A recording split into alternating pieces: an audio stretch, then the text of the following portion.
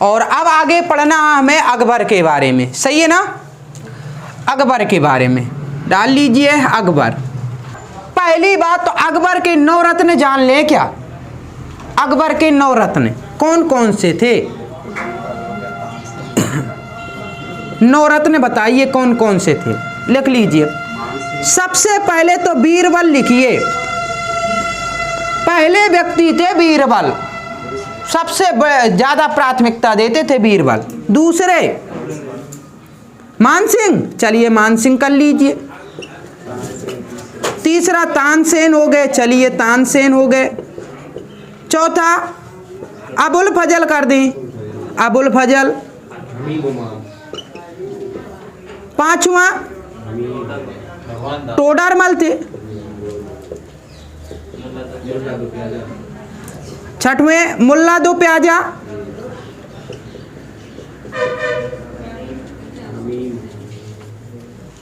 सातवां रहीम खान खाना। आठवां हमीम उमाम। नौवां फैजी, सबसे अंतिम माना जाता फैजी को। ठीक है, ये है 9 रत्न। बीरबल, बीरबल का जन्म पूछता है सीधे सीधे बीरबल मानसिंह तानसेन अबुल फजल टोडरमल मुल्ला दो प्याजा रहीम खान खाना हमीम हुमाम और फैजी, ये 9 रत्नों में इनकी गिनती होती है। अकबर के 9 रत्न, ये विशेषज्ञ थे, अपने अपने क्षेत्र के माहिर व्यक्ति थे, इसी वजह से इनका शासन इतना अच्छा माना जाता है।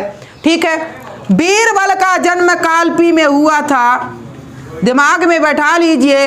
बीरबल का जन्म कालपी में हुआ था और इनका मूल नाम आता है एग्जाम में कि महेश दास था। इनका मूल नाम था महेश दास था और बीरबल एकमात्र हिंदू व्यक्ति थे जिन्होंने दीन इलाही धर्म को अपनाया था। क्लियर है?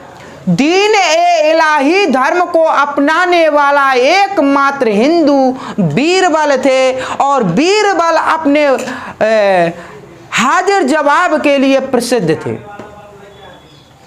गरीब परिवार में जन्म हुआ, ज्यादा शिक्षा नहीं ग्रहण कर पाए बीरबल, लेकिन अपनी वाकपटुता और हाजिर जवाब के लिए फेमस थे और अकबर इसी वजह से बीरबल को सबसे ज्यादा चाहते थे। क्लियर है? कविताएं वगैरह लिखते थे बीरबल। ठीक है, बहुत चीजें, ये अच्छा काफी फेमस है बीरबल, मेन है। कहते हैं अबुल फजल ने कहा है कि जब बीरबल की मृत्यु हुई ना तो अकबर को सबसे ज्यादा दुख हुआ था और कितने भी जो भी अमीर मरे थे ना, इतना दुख नहीं हुआ था जितना बीरबल की मृत्यु पर हुआ था अकबर को दुख, ऐसा माना जाता। मानसिंह, हमने कहा मानसिंह कौन थे? राजस्थान में, यानी हम कहें आमेर के राजा भारमल के पौत्र और भगवान दास के पुत्र थे मानसिंह। ये राजपूत थे और यहीं से हिंदुओं के प्रति इनके लिए अच्छे संबंध की बात आ गई अकबर के मन में। ठीक, इसके बाद आते हैं तानसेन। तानसेन वही तानसेन हैं जिनके सुरों के लिए प्रसिद्ध हैं और ऐसा कहावत है, ग्वालियर, जन्म कहाँ हुआ था? तानसेन का जन्म ग्वालियर में हुआ था। ठीक है, और इनका मकबरा भी ग्वालियर में ही बनाया गया था। तानसेन का मूल नाम रामतनु पांडे था। रामतनु पांडे कर लीजिए, रामतनु पांडे था मूल नाम तानसेन का और ये तानसेन ने मुस्लिम धर्म अपना लिया था। ठीक है, तानसेन ने धर्म अपना मतलब चेंज कर लिया था। रामतनु पांडे इनका मूल नाम था। ग्वालियर में इनका मकबरा है, ये क्वेश्चन आता है एग्जाम में। जन्म ग्वालियर, मकबरा ग्वालियर में तानसेन का। ग्वालियर की एक कहावत है कि ग्वालियर में अगर बच्चे भी रोते हैं तो बड़े सुर से रोते हैं, और पत्थर यदि लुढ़कता है तो बड़े ताल के साथ लुढ़कता है। ये कहावत है, ग्वालियर की कहावत। ठीक है, बच्चे रोते हैं तो सुर से रोते हैं, और पत्थर भी यदि लुढ़क जाए ना तो वो ताल के साथ लुढ़कता है। ऐसी कहावत है ग्वालियर की। ठीक है, बच्चे तो सुर से ही रोते हैं। हाँ, तो कहावत है, ये ग्वालियर की कहावत है। ठीक है, हाँ,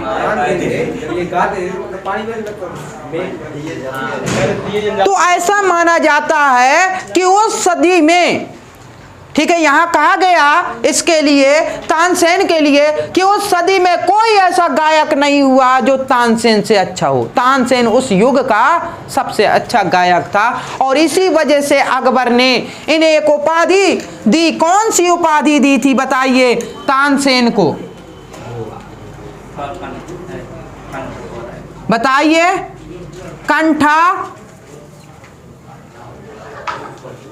कंठा भरण, क्या है इसका नाम? कंठा भरण।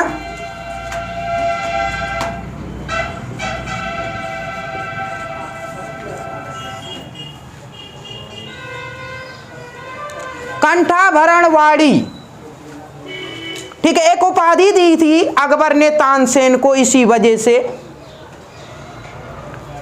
ठीक है, ये हो गया। अबुल फजल फेमस हुए, इन्होंने लिखा था अकबरनामा। क्लियर है? अबुल फजल क्यों फेमस हुए? क्योंकि इन्होंने लिखा था क्या? अकबरनामा लिखा था। और ये पूछा जाता है कि अकबरनामा किसने लिखा, तो अबुल फजल ने। 9 रत्नों में से एक थे अबुल फजल, तो अकबरनामा इन्होंने ही लिखा था। ठीक, जहां से क्वेश्चन आते हैं एग्जाम में वही बता रहे हैं। टोडरमल, टोडरमल की खासियत बताइए। टोडरमल के आगे लिख लीजिए, टोडरमल क्या थे? टोडरमल राजस्व विभाग के प्रधानमंत्री थे। राजस्व विभाग, ठीक है, राजस्व विभाग के प्रधानमंत्री पद तक पहुंचे हैं ये। ठीक है, प्रधानमंत्री पद तक पहुंचे। तो हमने कहा ना, हिंदुओं में अगर कोई पद पाया था ना, वो एक टोडरमल थे प्रधानमंत्री की, एक हेमू थे। ठीक, तो टोडरमल की बात। अच्छा, एक बीच में हम एक अब याद आया है, हेमू की बात कही गई है। तो दिल्ली सल्तनत, दिल्ली पूरे मध्यकाल में दिल्ली की गद्दी पर बैठने वाला पहला हिंदू था। दिल्ली की गद्दी पर बैठने वाला पहला हिंदू शासक था, और अंतिम शासक भी था। पूरे मध्यकाल की बात बता रहे हैं, दिल्ली की गद्दी पर कोई हिंदू नहीं बैठा, मात्र एक बैठा था, वो भी हेमू पहला शासक था, और अंतिम भी वही था मध्यकाल में। तो ये क्वेश्चन बनता है बहुत अच्छे से। हेमू ऐसा एक शासक हुआ हिंदुओं में कि एक पहला था और अंतिम भी था, मध्यकाल की बात है। चलिए आगे बढ़ते हैं। टोडरमल की बात करें, राजस्व विभाग था, और टोडरमल पहले शेरशाह सूरी के दरबार में था, और फिर इसके बाद अकबर के दरबार में आ गया। और राजस्व विभाग यानी जब्ती प्रणाली इसी की देन है, और इसी वजह से ये फेमस हुआ टोडरमल। ठीक है, और ये 9 रत्नों में इसे शामिल कर लिया गया टोडरमल को अकबर ने। मुल्ला दो प्याजा, ठीक है, मुल्ला दो प्याजा बाहर से आया व्यक्ति था। बाद में इसने देखा, ठीक है, अपनी वाकपटुता बातों से ये खुश करता था अकबर को। इस वजह से अकबर ने 9 रत्नों में से जगह दे दी। इसका नाम मुल्ला दो प्याजा ऐसे पड़ा कि भोजन में 2 प्याजा यानी 2 प्याज रखता था, इस वजह से मुल्ला दो प्याजा हो गया। ठीक है, ये नाम हो गया।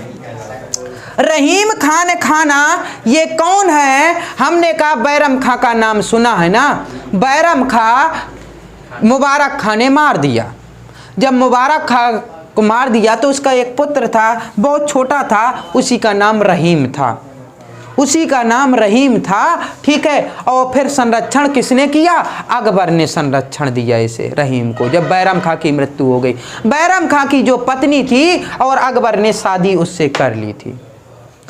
ठीक है, बैरम खां की पत्नी से विवाह अकबर ने कर लिया था। ये संरक्षण में इसे रखा रहीम को, और रहीम के शिक्षा दीक्षा कराई। बाद में क्या हुआ कि इसे गुजरात विजय पर इसे भेज दिया गया। जब गुजरात विजय पर भेज दिया गया तो गुजरात विजय कर ली, और जब गुजरात विजय कर ली तो इसे खान खाना की उपाधि दे दी अकबर ने। गुजरात विजय की वजह से खान खाना की उपाधि दी गई थी रहीम को, तो नाम पड़ गया रहीम खान खाना हो गया। रहीम खान खाना सलीम अकबर का पुत्र कौन था? सलीम का गणित के शिक्षक थे।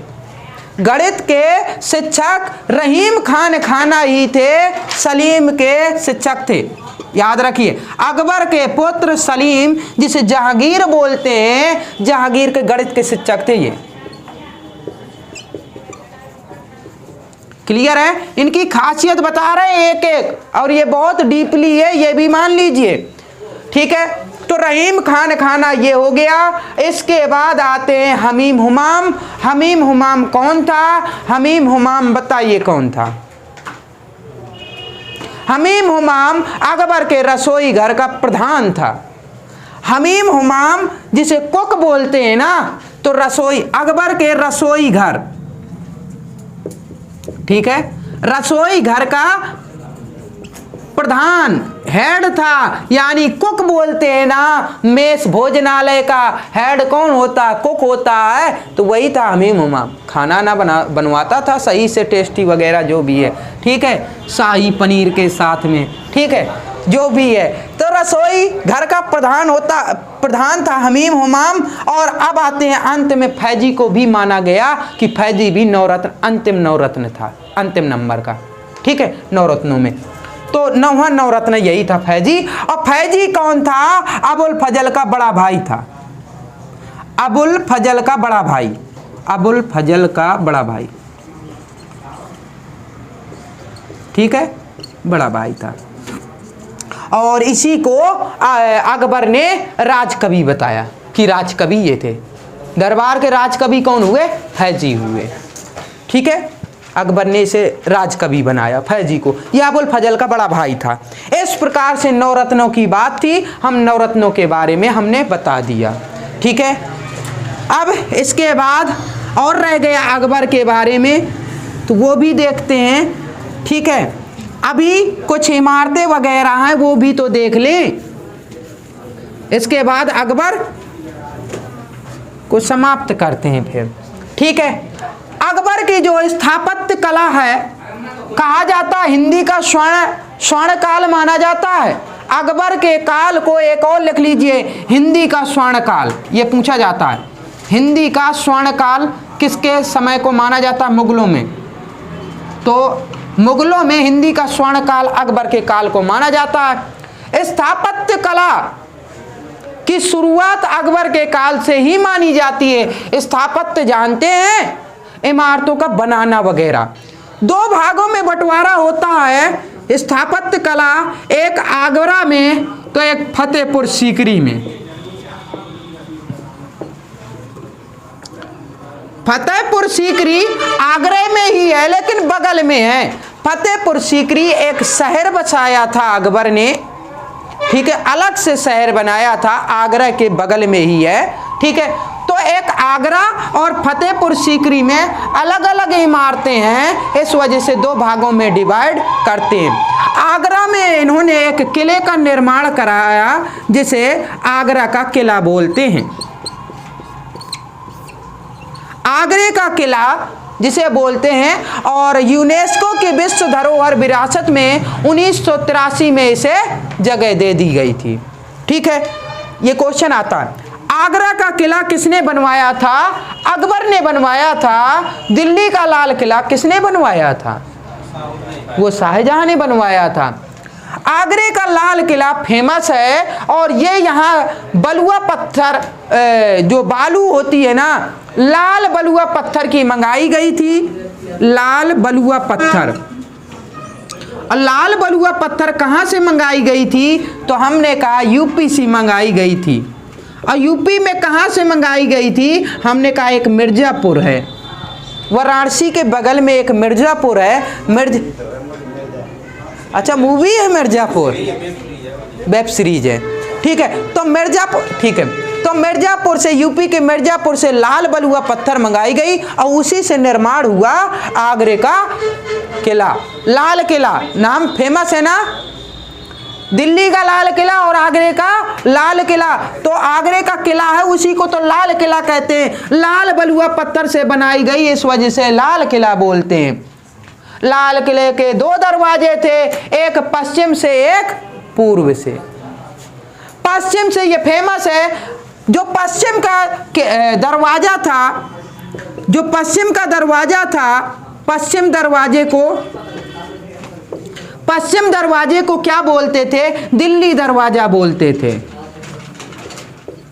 ठीक है, पश्चिम दरवाजे को क्या बोलते थे? दिल्ली दरवाजा बोलते थे। और पूर्व दरवाजे को क्या बोलते थे?